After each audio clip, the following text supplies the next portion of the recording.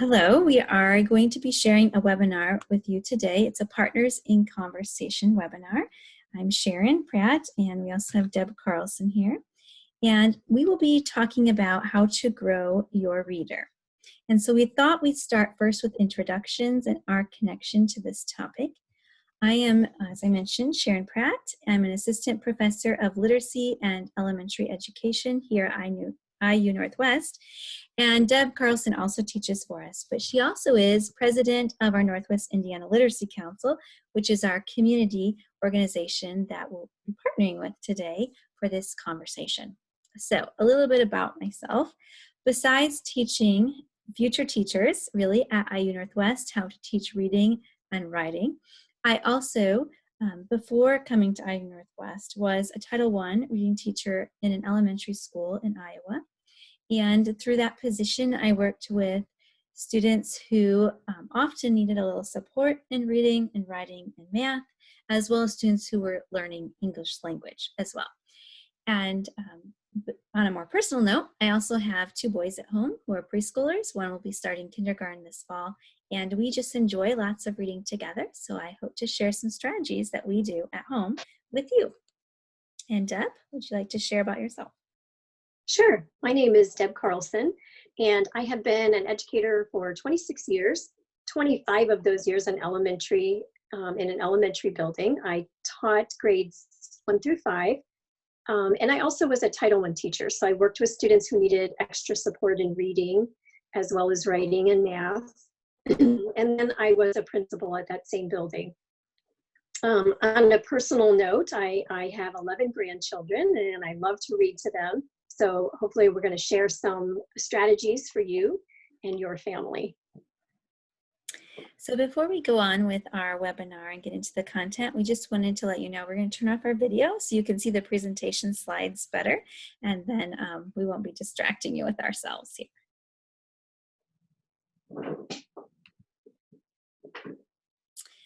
Okay, so we're going to start first and with describing a little bit about our Northwest Indiana Literacy Council. And Deb, would you like to explain about it? Sure. So we are we're a local group, and we serve Lake and Porter counties. And it's our mission to promote literacy through families and through teachers and in schools. And we're affiliated with the state and international level of literacy councils. And anyone can join our council. We would love to have parents join as well. We have some teachers and former educators and professors on our board right now. We also have some events that take place every year. So we've done a virtual book study with teachers, and we'll have one again this year. We have a book tasting, whereas a local bookseller will come and tell us some of the exciting new books that are coming out for the coming year. We hope to have a family literacy breakfast this year, and maybe some more family events. So that's kind of what we're about. We also, go ahead, Sharon. Yeah, sure. So we also are trying to connect more with families. So if you'd like to share that, or if you had something else you wanted to say too, Deb. Yeah, I was just going to say that we have a lot of resources posted on our public Facebook page. And so families can access them, and there's a lot of really good activities, some that I've even used with my own grandkids. So, and then, like I said, we're trying to have that literacy breakfast this year, depending on, how things are going with the pandemic. And then we are also going to have some resources for families on the state council page. We'll have our own page on there. So we'll make sure and connect that on Facebook for you as well. Very good. So if you go to the links that are provided here, hyperlinked onto the Facebook page, and then the hyperlink for the Northwest Council page at present is just for the Indiana State Literacy Association page. But there is some contact information for our Northwest Indiana Council, and you're welcome to contact us. We really are open to other ideas that you might have for things that you would find helpful in connecting with families. So as we think about this webinar, we would like to focus on two main goals. First of all, providing ideas for families to support their children with reading this summer, especially since we're often now or at home, more often than able to go to the library for programs. And included within that, we want to focus specifically on tips for having good conversations with your children, whether it's something you're reading together or something they're reading on their own. So we'll start first with just talking about why is it important to read? And we call it the number one thing to do because reading to children has been shown over and over in research studies to be the number one predictor of academic success. So just by reading with your child, you're going to make them more successful in school.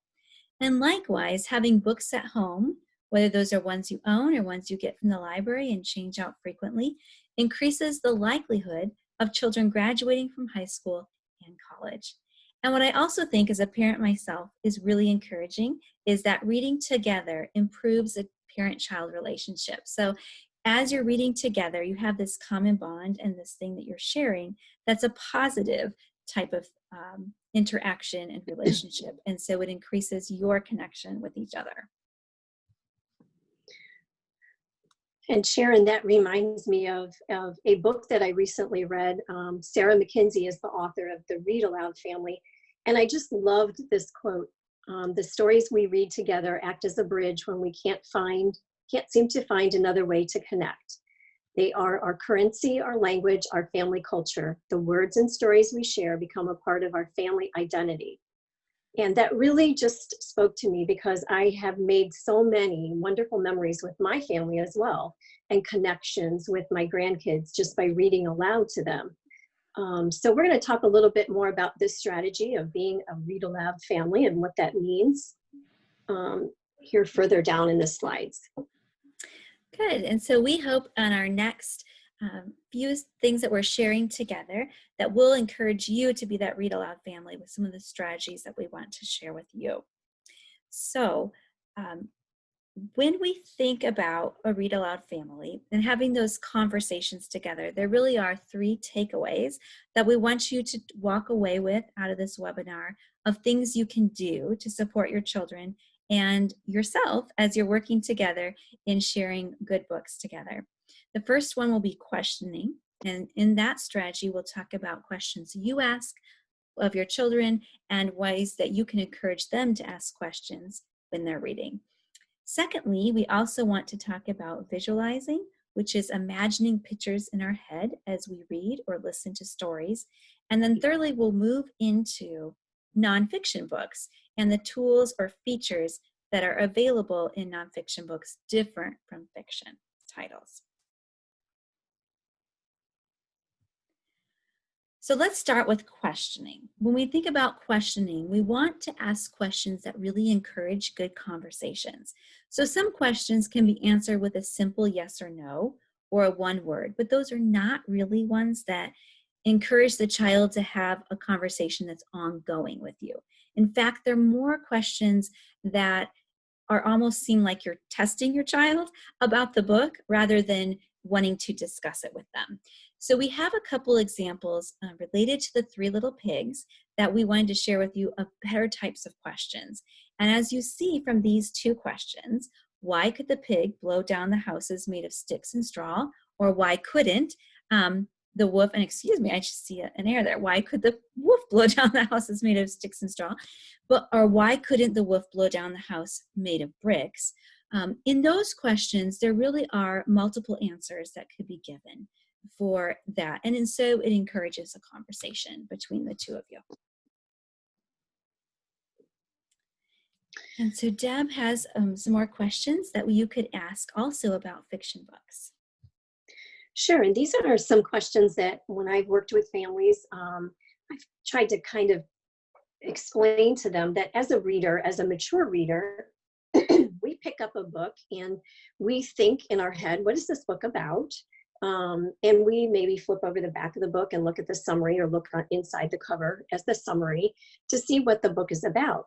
And so when we're reading with children, they might not have those strategies in place yet. So as adults, we can help them by kind of modeling that and by helping them, asking them the questions before, during their reading, and after. So I put some questions down here for before reading, kind of looking at the book and asking your child, you know, what's going to happen in this book? What are these characters like? Where's the story taking place? And then during, like, what is happening, having your child remember or kind of figuring out what's happening as they go along. What are the characters doing? Is there a problem? How is that problem going to be solved?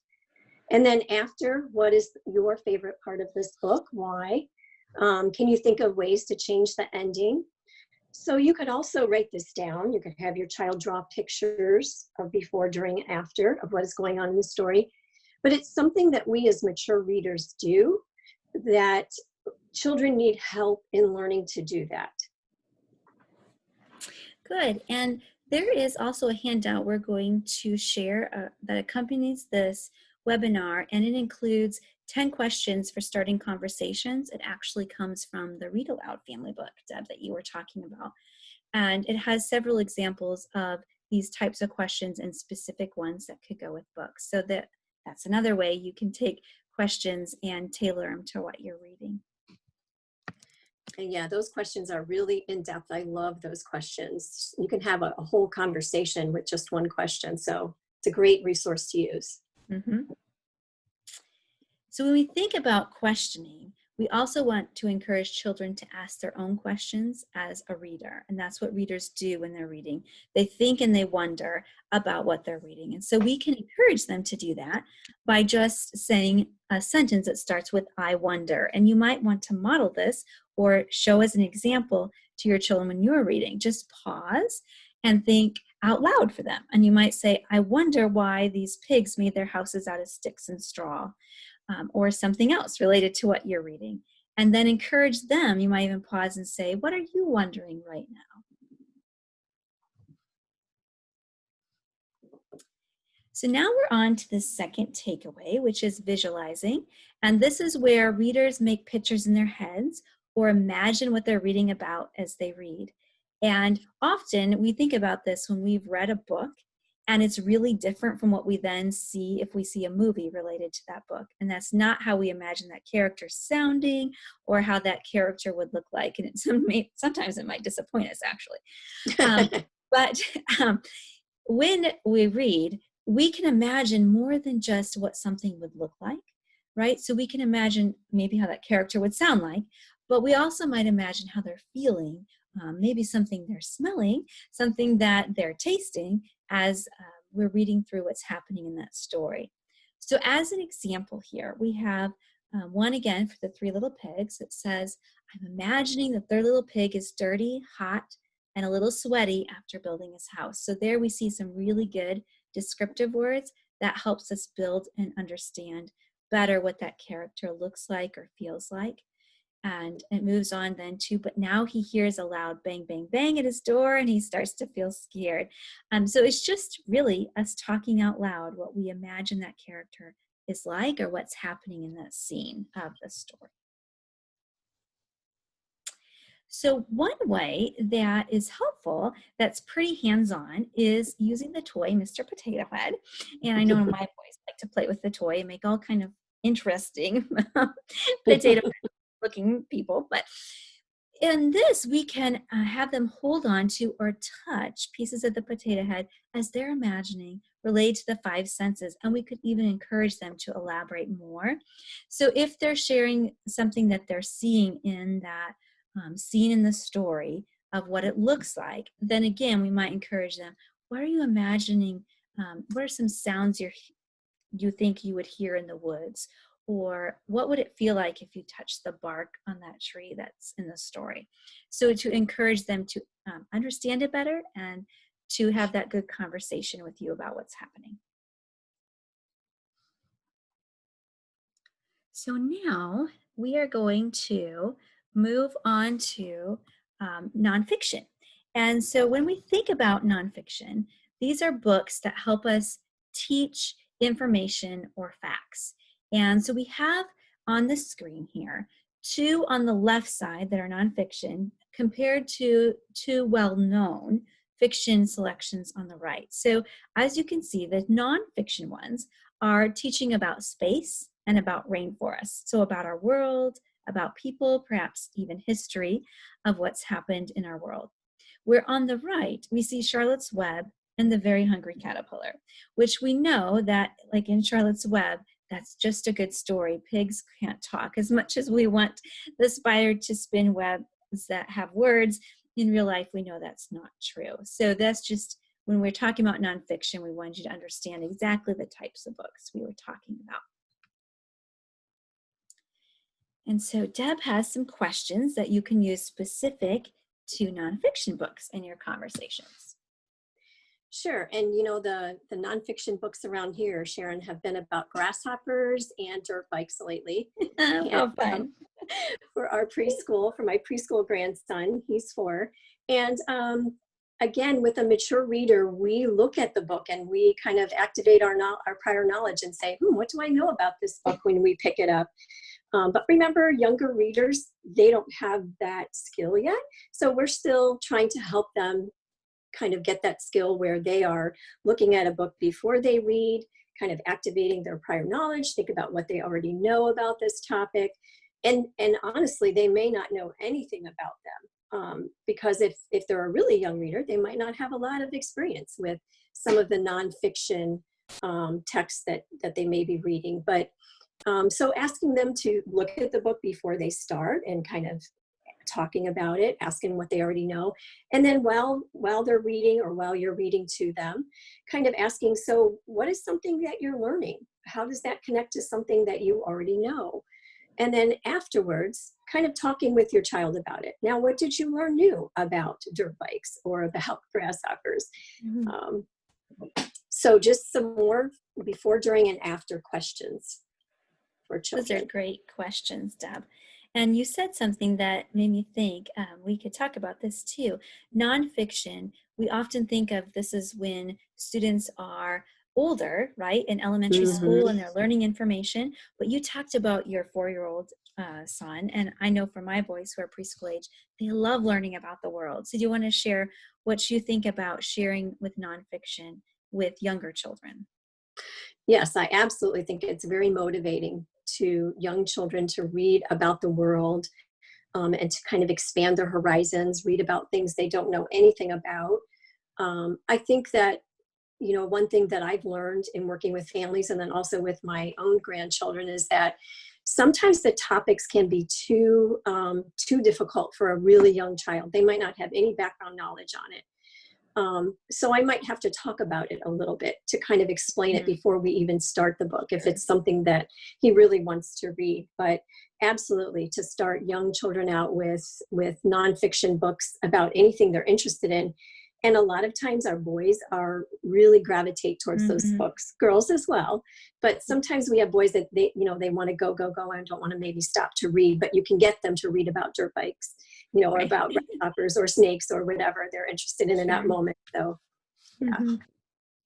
And so that also helps me to think about, which we're going to move into talking about features in text, but nonfiction, sometimes we read a little differently than fiction books, where we read beginning to end to get the whole story in order.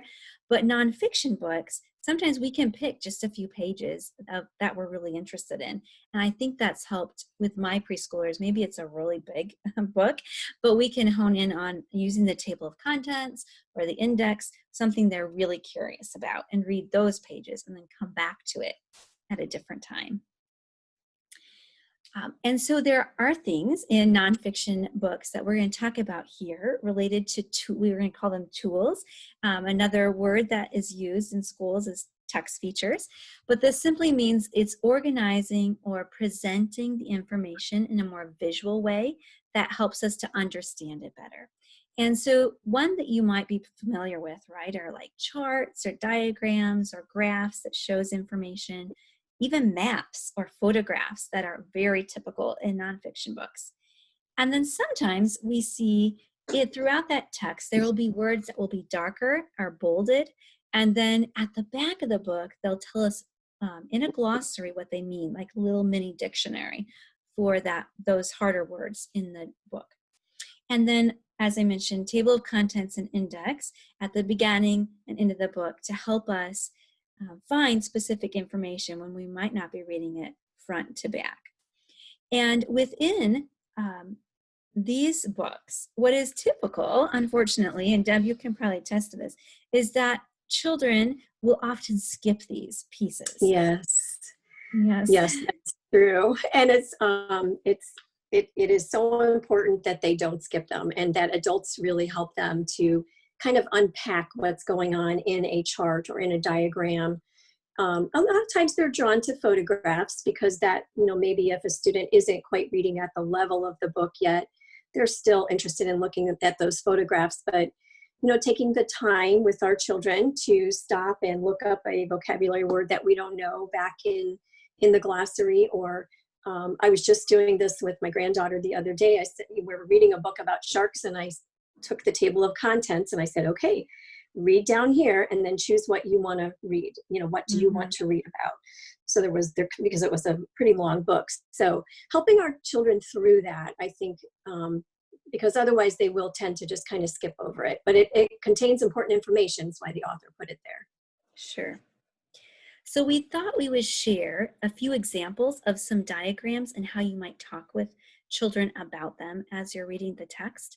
And so the first one we're going to start with is what we call, has steps in it. And you'll see here, this particular diagram is of an ant and how it catches a prey that it might eat later.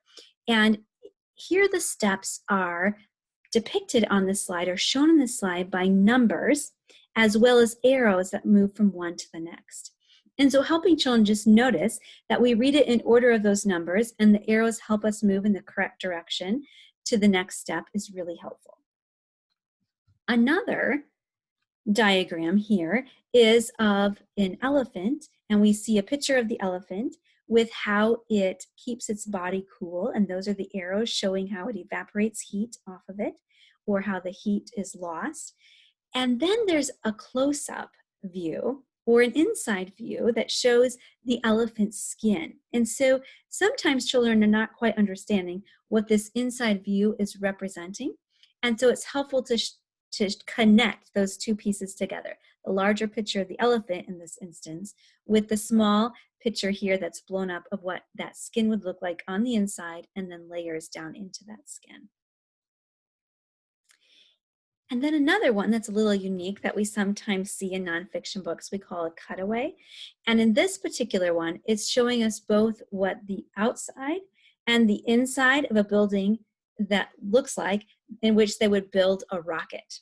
And this was really interesting, actually, to my boys really recently with the space shuttle launch that just happened a month or so ago. So what's interesting, though, about this picture here is that it looks like the building has a problem, right? Like the outside wall is cut away and or broken or fallen off. And it's helpful then to talk with children about how, no, that's just the artist like wanting to show us the inside of it. That's really not, it didn't have something that came and knocked down the side of the wall of the building here, but they wanted us to see the inside of it. Okay, so we're going to transition now to talking more about ways to grow your reader. And Deb, I'd like you to share some of your experiences here with teacher and being a principal and having your own children and grandchildren. Sure. So one thing that I really love to do is read aloud to the entire family. And I recently read a book, and that was the quote that I referred to earlier in this presentation by Sarah Mackenzie called the ReadAloud Family.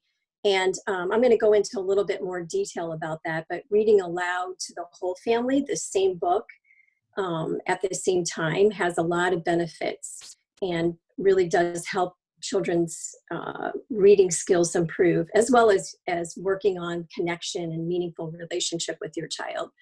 I also always recommended that parents go to the library with their child. And when we had our family literacy nights at school, we would have the librarian come, and as long as your child can write their name, first and last name, they can get a library card. So it's very exciting for kids to have their own library card. Of course, the reading programs are being done virtually right now, but that is very fun and motivating to kids to get reading books. Sharon, didn't you say that you can order reading books online at your local library? And you can, right. So our Porter County libraries, and I believe Lake County was doing this too, has curbside pickup. So you can go online and order some and put them on hold, and then you just drive up to the pickup spots and call the number and they bring them out to you. So it's really been helpful when the libraries are closed. They're still making the books accessible to families, which is a really good thing. Yes, that's wonderful. And how convenient, right? It's just Yes. drive through and get them. So, and then also I always, would talk to parents about, kind of trying to build a home library if you can. I know that's not always something that everyone can do, but even if it's just a small place that your child knows that they have their own books that they can read at any time. I have purchased books at garage sales, and it's really fun to give your child, a few dollars and let them go through the books and pick out books that are motivating to them. Of course, thrift stores, and then through Scholastic, I've also purchased books. Kiddos sometimes have access to Scholastic orders through school. So that's another way that you can kind of build up a home library, and it doesn't have to be an extensive library, and it doesn't have to be all at your child's level.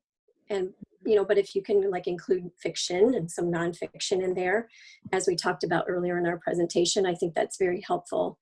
And we've talked about the questions before, during, and after, and then encouraging your child as they're reading to be asking the I wonder questions is very helpful to increase their reading skills.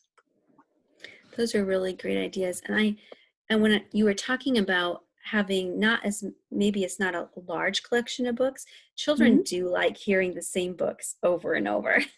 And so, repeatedly reading it actually is a good thing. They get to hear that language and they learn the patterns that we have in books and how we talk in books. And they learn new words and sometimes start to read it themselves as they memorize the pages, which is all good ways, I think, to grow a reader. Yes, absolutely. And they love to read, and then they love to read to you as they've memorized the book, and lots of good stuff to grow readers. So this is the family read aloud that I've spoken about, and it's taking a book that will span the ages of your children, and it doesn't matter if you have a preschooler and a middle schooler, you can still find a book that would be appropriate and has your family values with it as well. And you want to read aloud at the same time if you can. Think about your day as a family. When would be the best time for you? Is it, first thing in the morning? Is it after dinner? Sometimes ours around here is before bedtime because that's when everybody kind of winds down. But if you have really young children, I would probably say that you would keep it short, 10 to 15 minutes long. And older kids do like picture books. I have read picture books to some of my older grandkids, and it's kind of funny because they remember those books, kind of like you said, Sharon, they remember those books when they were younger. And maybe you have your older child read the picture book as well. But the point is that you're showing your child that you all love reading, that it's a family value. You're making meaningful connections with your child. It's a warm, fuzzy time, because they're having a good time. You're laughing together. You have this common language, a common joke that was in a book, or a common character that you all love in a story that you're reading. And then I put in there, like if you have a chapter book, maybe you would try reading a chapter a day, if that's not too much for your family. And then to kind of talk about, with your children, what happened the day before? And maybe you ask your child to draw their favorite picture or their favorite character from the story to kind of extend it a little bit. But, you don't necessarily have to do that. Reading aloud is the joy in of itself. And I've done this with even my older children. When my daughters were older, I would read aloud to them. We would do a chapter book. And I would do, I would read one chapter. I would have the same book as my daughter would have, and we would read a chapter a night. And so it was just very exciting to kind of read and connect and read the same thing as my daughter. So it was very fun. Really like how you talked about sharing that time together. And I think about in our schedule at home, sometimes it actually works. We finish eating, my husband and I, a little bit faster than our children. We're still sitting at the table. And so sometimes we'll read while they're actually eating. And that was one thing that I also read in the family read aloud, or the ReadAloud family, that it's okay if they're doing something else while you're reading, they're still listening and they'll still get something from it. as you're sharing that time together. Oh, that's a great idea. I'm gonna have to try that with my grandkids, because that is the same thing around here. I do live with two grandkids, so that they're done like lickety split. So Right. reading aloud, that would be really fun. And you're right. She does recommend in the book to actually have your child do something with their hands while you're reading aloud to them. And this is, the perception, I think, sometimes is that everyone would sit on the floor and, stare at us as we read. Right. But that's not real life, right? We know our kids need to have things and, be able to do things. And so, Sarah McKinsey, she does recommend like water paint or some Play-Doh or, some markers and paper, so that children can, or dinner, so that children Right. can be kind of kept, busy, but listening at the same time. And even if your child isn't looking at you, I still think they're getting a whole lot out of it. It's a meaningful experience for children. And they're hearing that cadence of voice and, of language. And so very, very meaningful time together. Love that idea. I'm stealing that one, Sharon. Okay, great. All right, so we thought we would share a little bit more about our library program here in Lake County, since that's where IU Northwest is located, but it would be similar probably in most instances for surrounding counties here as well. Yeah, and this year, again, it's virtual, since we're in a pandemic here. So, but they usually have really fun activities. You can go in the library and choose books, and sometimes they'll have certain sections of books that they pull out just for the reading program. If it has a theme, like I've seen where they had like a space theme, so they had all the space books in one section, and just trying to get kids motivated to read. And they have prizes too sometimes, and I know this one they were having a grand prize. So sometimes you log how many books you read, sometimes not, but it's really fun to read over the summer.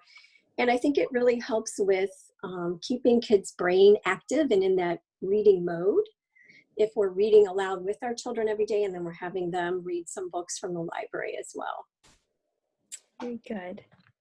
So we have shared here, Deb, a lot of ideas of things you can do while reading with children, but are there some perhaps other strategies that are not actually reading that would help families to grow their readers?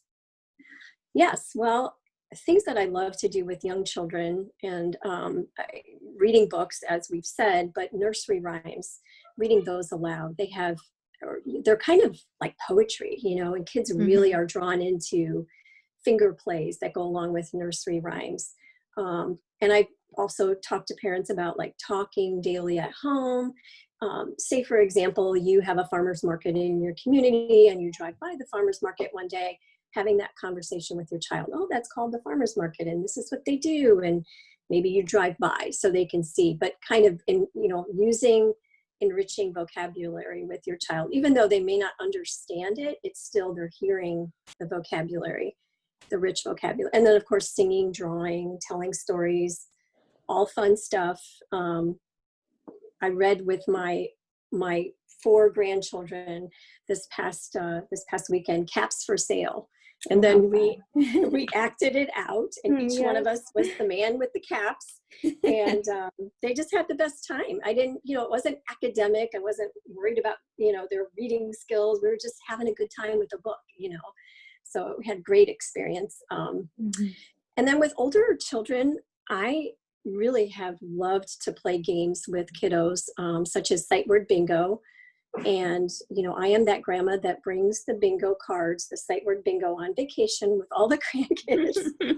And we play sight word bingo. And I have 11 of them. So the older kiddos, and this was when they were from ages 2 all the way up to 10. And the older kiddos will sit and help, the younger ones.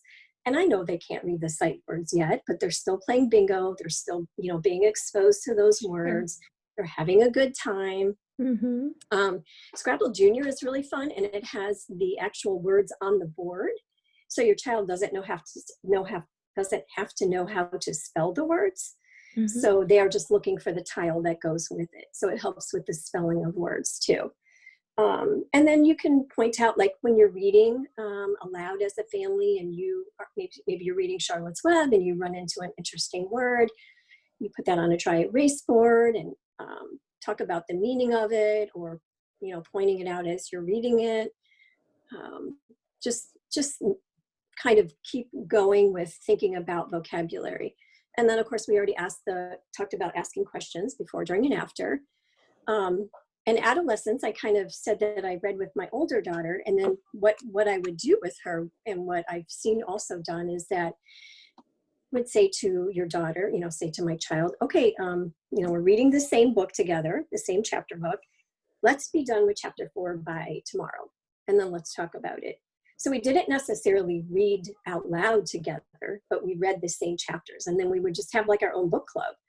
And it was kind of a way for me to be able to still talk to my daughter about things that are going on in the world, because sometimes, we do read books that have like a social justice message with them, with our children, or talking about different values that we have in our family that might have shown up in the book. So that's something for adolescents that we can do. And then offering a literacy-rich environment would be where you have newspaper articles, you have magazines that if your child is interested in sports, then you would have sports magazines out. And also, I think the most important thing we can do as adults, besides helping our children, is model. We read for pleasure, read for fun, read for information, always having a book that we're reading, talking to our child about it.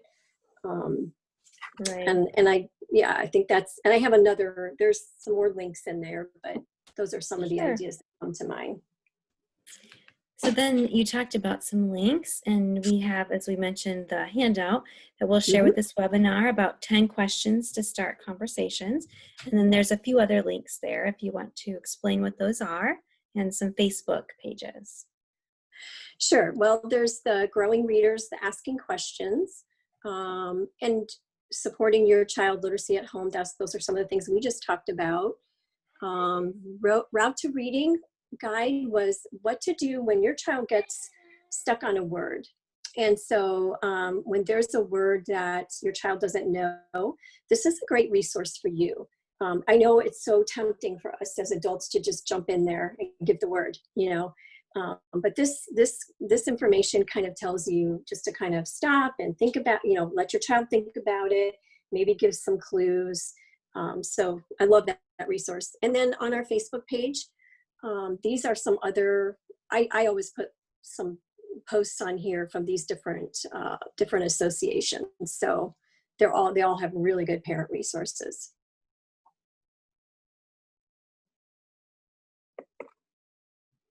Okay, very good. So now we're going to just end with a point that we want to emphasize here, which is just really to enjoy reading together.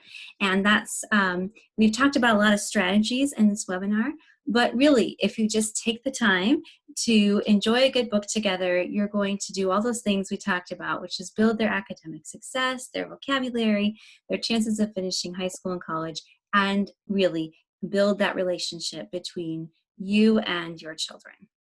So, thank you very much. Thank you.